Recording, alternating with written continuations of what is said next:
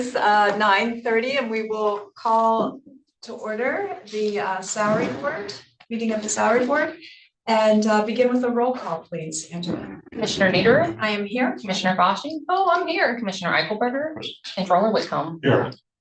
All right, and we'll open it up to public comment at this time in the salary board. And Angela, is there anyone online?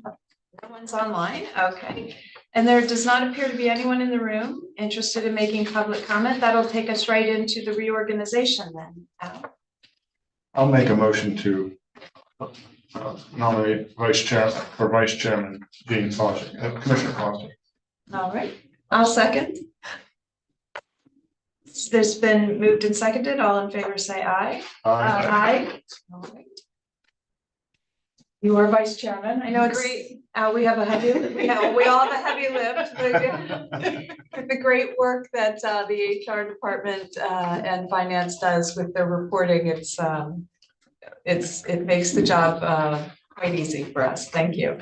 Next up, we will go into the approval of the minutes. I'll make a motion to approve the minutes of December 19th. A second. It's moved and seconded. All in favor, say aye. Aye. Aye. Thank you. And next up, we have the approval of the salary board action. I'll make a motion to approve the salary board actions as presented. I'll second. It's moved and seconded. All in favor, say aye. Aye. Aye.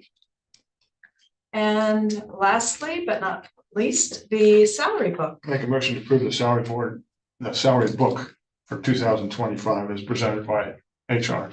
I second. It's moved and seconded. All in favor, say aye. Aye. Aye. Thank you. Is there any other business to come before the salary board at this time? I'll make a motion to adjourn. Okay, we are adjourned. Next up, we will go into the Board of Commissioners meeting and begin with the Pledge of Allegiance. I pledge allegiance to the flag of the United States of America and to the republic for which it stands, one nation, under God, indivisible, with liberty and justice for all. We will now call the Board of Commissioners meeting to order and begin with a roll call for that, please. Commissioner Nieder. I am here. Commissioner Goshing. I'm here. Commissioner Eichelberger.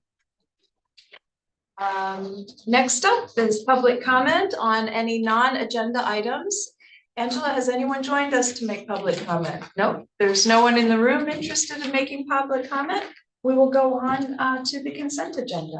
Turn it over to Stacy. Thank you, Commissioner. Agenda items 4 through 10 is the consent agenda, which is a list of routine items that do not appear to be controversial in nature, which seem to not require any additional discussion. Now would be the time to request any of these items be pulled from the consent agenda to be discussed prior to the regular agenda. Hearing none, Commissioners, I would ask for approval of the consent agenda. Hey, I'll move to approve. Second. It's moved and seconded. All in favor, say aye. Aye. Aye. Thank you. That takes us then to the regular agenda, which is a list of non-routine items that will be discussed and may be acted upon individually. The first is agenda item number 11. We've got Ryan Simon joining us to discuss and seek approval of the Drug and Alcohol Commission Community Advisory Board to receive a donation from the Big Spring Area Community Chest. Ryan, good morning. Good morning. As in the past years, the Big Spring Area Community Chest has made a donation of $1,000 to drug and alcohol. We intend to use that money for prevention services in their area. Any questions? None from me. Here we'll entertain a motion. I'll move to approve. It's moved. Seconded. All in favor, say aye. Aye. Aye. Thanks, Ryan. Thanks, Ryan. Thank you, Commissioners. That then takes us to Jamie River, who is joining us to discuss the Bethany Christian Services of Central Pennsylvania contract for children and youth. Good morning, Jamie. Good morning, everyone. This is for Bethany Christian Services of Central PA. They provide foster care services to the agency. You're going to see some pretty significant increases on there. They are actually still very, very low in their per diem rates. as far as foster care services go. They have maintained fairly low rates throughout the last couple of years we've contracted with them. And they did increase their rates up to the state maximum allowable at this point. But as I said, they are still very low for foster care per diems. They are increasing due to their operation cost, increased salaries, benefits, things like that, food, shelter for the clients. They did also increase the per diem that is paid directly to the foster parents for the everyday care of the children in their homes also. So we are requesting approval of those rate increases for 24-25. Any questions for Jamie? Jamie, as we come into 24-25, some of the new contracts, are you anticipating seeing similar increases across all of the providers? Yeah, I mean, we've been pretty consistent with seeing the increases up to the state maximum allowables this year. A lot of the providers in the past have maintained lower rates than the state maximum allowable, but we have definitely seen with the 24-25 fiscal year that they have almost all of them have requested to go up to the state maximum allowable. And I suspect with cost of living and things like that, just in the operational costs, that they'll continue to maintain wanting the state maximum allowable rates. Certainly I makes don't sense. think any of them Thank you. will be, I don't think any of them will be this significant. Like I said, I know there was like a 200%, 300% increase on some of these, but they were Right. very, very low per diem rates prior to that. Thank you. Mhm. And if there are no other questions for Jamie, you want to entertain a motion? Some of these are pretty significant increases. Yep, here's 332.20% increase in Medical One foster care, which is, it's a significant increase. And so I'm very glad that we are putting more dollars, that 80% of it comes from the state, 20% of it comes from the county, into children and youth employees. Because one of the ways to not have to spend money like this is to prevent children from having to go to foster care to begin with. So I'm glad that we're moving forward with a plan that keeps kids hopefully in their homes, that intervenes early so that families can stay together. And I thank you very much, Jamie. Thank you. So, commissioners, I'll ask for a motion. I'll move to approve. It's moved. Is there a second? Second. It's moved and seconded. All in favor say aye. Aye. Aye. Thank you, Thank you. Jamie. Thank Thanks, you. commissioners. All right, that takes us to a Maximus contract addendum for discussion and approval for finance. We've got Carrie Finkenbeiner joining us. Good morning, Carrie. Good morning. We're requesting to extend our current agreement with Maximus for an additional 3 years or a total of $31,500, which is $10,500 per year. Maximus prepares our annual indirect cost plan, which is used to charge back costs to departments to maximize our federal and state funding. Questions for Carrie? I have none. If no one else does, I'll entertain a motion. I'll move to approve. Second. It's moved and seconded. All in favor say aye. Aye. Aye.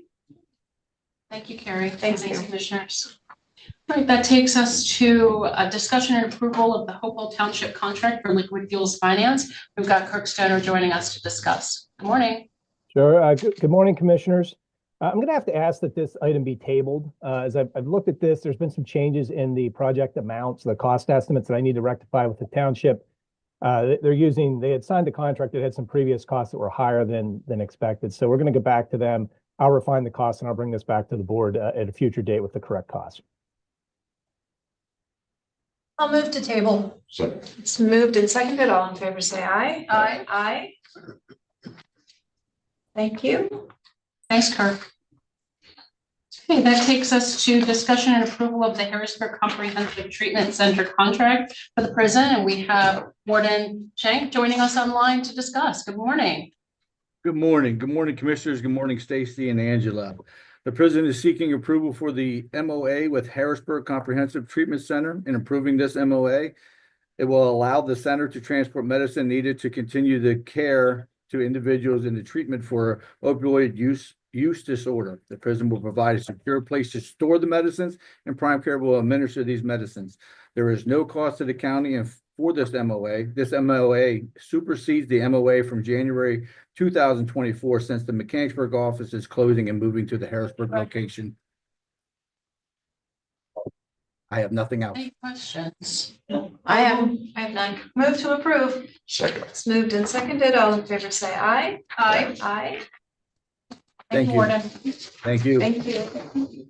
Okay, that takes us then to agenda item 16, which is Commissioner's Liaison Reports, and Commissioner Meader, we'll start with you. Wow, that came up quickly. I know it. I hope everyone had a wonderful holiday, and we're all looking forward to a really spectacular 2025. I did send out a note to the employees with some things that I had learned, and thanked them for their patience with me over my first year. But so I don't want to repeat that, and I think some of you had responded. But I do want to reiterate that, to thank everyone for their dedication and commitment over the course of the year. I've really learned what that looks like for county employees, and it's pretty spectacular. As I had said, many of you are not just, you don't see this as a job. It's really, you're called to serve, and you do it tremendously well. So while we will have big challenges in 2025, in addition to running the daily operations that you all do, we've got some heavy planning that we have on the agenda for the year. And I look forward to everyone's engagement in and around that to position Cumberland County into the future. I'm very excited about all the opportunities at hand. So that's it for me. Yeah, that was a very, I thought it was a very nice letter to everyone, and it showed significant leadership. Thank you, Chairperson Neher. That was nice. I enjoyed it. Thank you. Commissioner Hush? Okay, so since our last meeting, boy, a lot has happened in the places that I go and the things that I do. So I would remind everyone to use the Cumberland County Library System. The Conservation District, Carl forwarded an email to lots of people the other day. And this is a request for Conservation District staff, directors, and associate directors who own farms to consider being part of a nationwide study on soil carbon. So there's a form, we had a form attached, but you can find this information with the Pennsylvania Association of Conservation Districts if you're interested in participating in that study. Let's see, the Housing and Redevelopment Authority met, and they met on December 19th, and they have done a massive cleanup of public housing files, and they are diligently going through inspections. And it's my understanding from that meeting that it's been a while since really public housing inspections have been done on a regular basis. So they're finding a lot, but they're also taking care of those things. So I think that that's an excellent thing. They had a discussion about having to wait for HUD to send their money. So they've been waiting, we should not, the comment was we should not be waiting monthly for our money. And so there's an issue with HUD. Apparently there's just someone who has to press a button to send the money over. And that's not happening in a timely manner. So they're going to go ahead and work on that. So those were the two really big things that came out of that meeting. The board was very engaged in that meeting, and very much so. It was good. It was good to see. It was nice to be there. The LEPC met on January 2nd, and so March 25th to March 27th, we'll have the Homeland Security Conference. So if we want to go to that, we just let public safety know. And then May 19th to May 23rd, there will be an all-hazard statewide exercise. That's all the information I have about that right now, but letting everyone know. Public safety is meeting with Crane Clean Energy. Crane Clean Energy is meeting with emergency management this month, and there will be additional training requirements for public safety in 2026 and 2027 because of the operation of Crane Clean Energy. Avian influenza, human cases are becoming severe and there is now known air transmission between animals. So that is something that public safety is keeping an eye on, as we all should be keeping an eye on. And this is very amusing. They're anticipating a less seasonal snowfall. So, in the National Weather Service, they've changed some of their terminology. So they talked about, getting out to the National Weather Service website and looking at what their new definitions are. So I think that's kind of cool. I enjoy weather. I think meteorology is pretty interesting. And hats met. So I told you that the last time I told you about the Safe Ride Home. It was piloted over the Christmas and New Year holiday. You can safe ride home from a bar in the Tri-County area so that you are not getting in your car and inebriated and driving. So take advantage of it. It's with Uber. There's a link. There's all kinds of press out. I know that the county put it out. I'm sure that we can put it out again. It's grant driven, so please take advantage of it. It's just such an excellent program. And I know that they're working on making sure that bartenders are aware that the program exists so that you're not counting on, someone who's had a little too much, remembering, right, that they can take advantage of the program. Commissioner, will they do a reporting out on the utilization on that? I'm gonna assume so, and I think it will be important for the re-up of the grant. And they're hoping there's a re-up of the grant. But yes, that would be fantastic. Yeah. The Carlisle Pike Alternative Transportation Feasibility Study was adopted by the Silver Spring Township Board of Supervisors at their November 20th, 24 meeting. And the study examines a 1.1 mile section of the Pike from 114 Hokestown Road east to Silver Spring Road, looking at potential improvements to bicycle and pedestrian safety and connectivity, including potential regional connections. And that study is available on the HATS website. That was a big deal. HATS does the PM1 safety target setting. So we went ahead and we approved that and signed the letter, and all municipalities are eligible to go after implementation dollars for safety target setting since we have this regional plan with HATS, and that is very important. So if you want to work on safety in your own municipality, you can go ahead and apply for some dollars from that federal program. And that is everything I have. Thank you. Thanks. Commissioner Eichelberger. Okay, just briefly, it was a fairly quiet, relatively quiet holiday season for most of my liaison groups. But we did have nominations come forward, both from MHIDD as well as Recycling and Waste Authority, which we have now acted on as of today.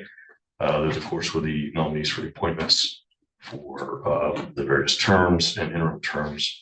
So that was probably the key business for both of those, particularly Recycling and Waste. I think I passed some of this along before. The Recycling and Waste Authority did, however, have a pretty detailed discussion as well in our meeting regarding the yard waste program and its continued limbo status. So the action that was taken at that meeting was to essentially defer any decision as of yet. That stemmed from the fact that some of the municipalities were, I'll say, the draft MOU that was finally forthcoming from Hampton didn't quite meet the expectations, I believe, of those municipalities, and they have a lot of questions.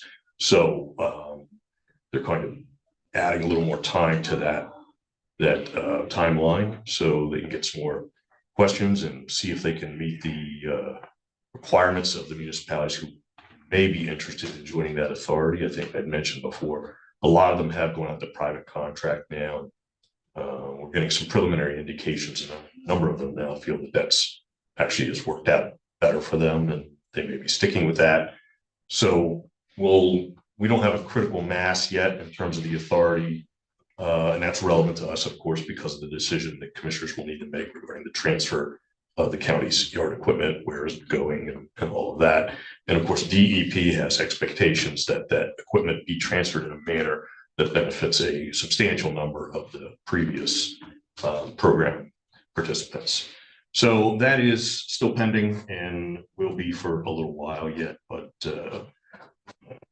I know there's been communication to Hampton regarding some of the issues, and they have, to my knowledge, have not yet responded with a revised timeline. So that's everything I have. Thank you, Commissioner. That takes us then to agenda item 17, which is report of executive sessions.